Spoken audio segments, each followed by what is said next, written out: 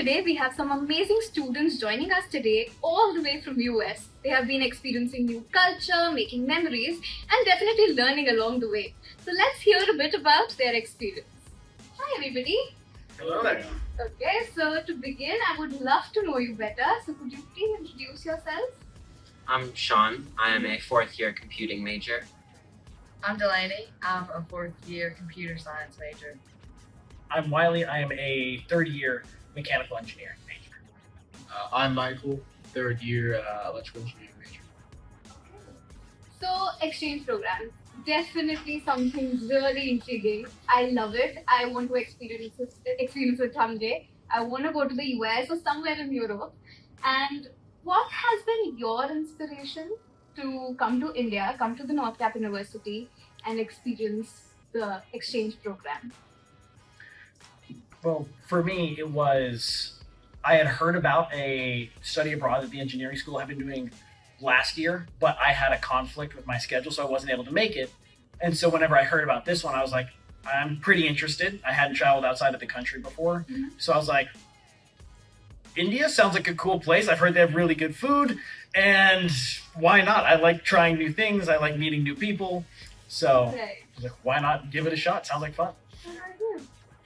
Along the same lines as Wiley, I saw the flyer at the school that we go to, and I've never left North America, and I'm interested in Indian culture and history, and so I thought it would be the perfect program to take part in. Okay, that's what I feel. I grew up liking to eat Indian restaurants, so I wanted to go here to see if it's better than the US, which it is. But also, I know someone, Arjun or RJ as we call him, who went to school in UNF for a study abroad, and I was hoping I'd run into him, and I did, so that was pretty cool. And for me, there was someone from the study abroad program that visited my class, and I thought going to India sounded wonderful. That's amazing. So one common thing is food, and Indians, as an Indian, I'm proud of the cuisine that we have. You should be. Yeah.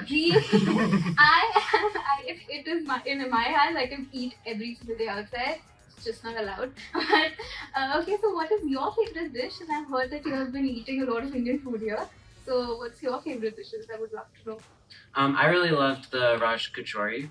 Rajkachori, okay, that's great. I really like the Golgappa. Golgappe, right. Yes. The chole bhature was delicious. Amazing. Second You chole can be bhature. second on the chole bhature. And the parantha for breakfast. Parathe, right? Which Delicious. parathe? Aloo. Okay, perfect. So I come from Punjabi background and we love making aloo ke parathe and we make some great aloo ke parathe. Mhm. Whenever you visit again, I'll definitely get you some. Sounds good. Look forward to it. So I've heard that you have been assigned buddies, and what has been your experience with the local students of India and the North Cap University students? So what has been your experience? I just want to know. Well, okay.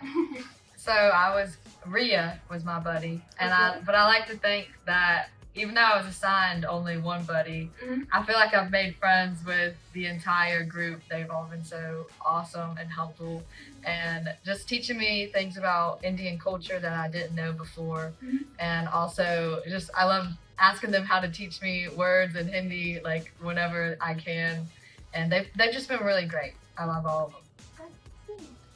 So Advik was my buddy, and a lot of fun. He and I, we like walk around, we'll talk in the back during different things. It's just a lot of fun. Also, Neket has kind of like, basically a couple of us have like kind of just joined groups with like 3 buddies with our group. Perfect. Neket and then Lakshit as well. And it's just a ton of fun. Just hang out with them, joke around with them. Lakshit especially is kind of like a younger brother. I'm the second oldest of 7. And he just like kind of comes up, reminds me of my younger brother sometimes because he comes up, he's like, at which point I pretend to like take him down or something, and then he's like, oh. That's great. I was assigned Krish, but I was also part of the groups that got assimilated into just one big group. I do want to give a special thank you to the cat. He translated the light show for me real time, which added a lot to it because I would be very lost without that. and my buddy was rhythm, but like Delanie was saying, everyone's been super wonderful. It hasn't felt like we've had buddies. It's just felt like all one big group. So sweet. We are so grateful to have you. That's so wonderful. And as you said, language can be a barrier, definitely. And having buddies must be helpful. But tell me, have you learned some Hindi words? Yes, Would love to know. yes, yes, Yeah, a few here and there. yes. Because there'll be some phrases. I would love to. Okay. Bahut mehenge hai. I know. Okay. 20 50 दूंगा. नहीं नहीं नहीं. Okay. Kaise ho? मैं ठीक हूँ, आप आप कैसे कैसे हो? हो? Yes. Main theek hoon. Perfect. I remember, so they taught us bargaining on the first day, and I remember several of the little bargaining phrases, and I don't know if I'll say this right, but mujhe sasta chahiye. Definitely चाहिए. Chahiye? Yeah, that one. Yes. They've already said the one I was thinking of. Bahut mehenga hai. Perfect. That works in India for sure. And okay, so cultural exchange definitely involves traveling. And it seems like you love traveling, that's why you're here. And I would join the group and I'm like, I love traveling too. I haven't traveled outside India. So exchange program definitely involves a lot of traveling. And I love traveling. So you guys too, I mean, because you're here. So could you tell me something about that instant that came inside you and you're like, you know what, I'm going to travel and come to North Cap University and India. So why North Cap and traveling, something related to that? The study abroad program through the school seems like a wonderful opportunity since I'm a computing major, and I figured it'd be really nice to be able to learn more about computing as well as some of the things y'all are doing over here in India. And my family travels a lot, and so I kind of have grown up traveling. It's been wonderful. Great. Yeah, so for me, as I mentioned earlier, I've always enjoyed Indian food and just Indian culture in general. And so when the opportunity presented itself, I thought it would be silly to not take it, especially since it was through UNF and it would be facilitated and activities would be planned out with Right. North Cap. So Somewhat similar. When I was younger, I didn't do as much traveling, but partially because big family, kind of expensive to travel. Right. Usually have to road trip. Road tripping with little kids is a little more difficult than when they're all more grown. But whenever I get the chance, I've loved to travel. Since I've graduated high school, I've done a decent amount of traveling inside the U.S., but I'd never done any international travel like I mentioned. And kind of like Delanie was saying, having a facilitated like travel experience Right. just makes it a lot easier to go and do all sorts of different things Right. and to learn different things as opposed to having to figure out how to find a separate facilitated one or trying to do it all on your own. Piggybacking off of that, when I heard that the study abroad program would be headed by Dr. Kaushal, I know Dr. Kaushal because she teaches my microelectronics classes, and she's always a really fun and lighthearted teacher. So I wanted to see, okay, it's a good teacher, and it's a good person, and at least she knows the language. There's gonna be at least one person, And it's a lot more fun going to a place I'm not as familiar with, because especially if I go to Europe, it's kind of fairly similar culture, and that's kind of lame. True though. So when I was younger, we had this thing in our school where we used to go on Delhi Darshan. So it's a play. It used to be like a one-day planned thing where we used to go to every single monument in Delhi, which you guys did recently, and we used to go there, eat food, and it used to be one of the most memorable parts of our schooling. So you did that yesterday, and I'm so glad that we can share something on that. And you went to, I think, Qutub Minar, you went to a lot of places. So tell me about that experience. And talking about food, we have some great food in Delhi. So definitely. So tell me about that experience. Oh. Definitely. Qutub Minar was very cool. Was a very interesting thing. Simply because in the U.S. we're really young. The oldest thing we have is maybe 300 years. So we're walking around like, oh yeah, this is 1,200 years old, and I'm thinking back then, holy crap, this is older than all of the U.S. And Humayun's tomb, we were there, and it's just so much rich history that in the U.S. is just not available. And if it is, it's very limited in relation to Native Americans, which there's not much that we have access to. Very similar, like the depth of history, because like the oldest like historical landmark or something like that in the U.S. is not terribly far from where we live, but it was when the Spanish landed back in the 14 or 1500s. 15. I think it was 1500s, and in the grand scheme of things, like for us, that seems old. That's like almost twice the age of our country. Right. But compared to like Europe or India, like you guys have monuments that are so much older. So getting to walk in and in Qutub Minar, be able to see like where the different like dynasties, like, all right, so this one built this section of this temple, this one built that section of this of the tower, and all of the different parts. And it's like, and they got the 6-ton iron like pillar from the 4th century all the way over there. And I was like, how did they transport a 6-ton iron pillar back in those days that far? It's just an engineering marvel. Yes. And just being able to see all of that stuff. And then for the food, I have yet to find an Indian dish that I didn't like. And so Dr. Amrita especially, she'll come up to us and be like, so are you okay trying this? And I'm like, look, if you think there's something you want me to try, buy it and I'll eat it. I will like it. Yeah, she asked me if I was vegetarian. I told her it's whatever you put in front of me. Right. So I really just, as I think I've mentioned several times, Indian history, but I had no idea until going to Delhi and like the Prime Minister Museum and seeing the light show and all of the different. I had no idea that India had been attacked and like tried to be conquered so many times by so many different groups, and so that was really interesting to learn about and see.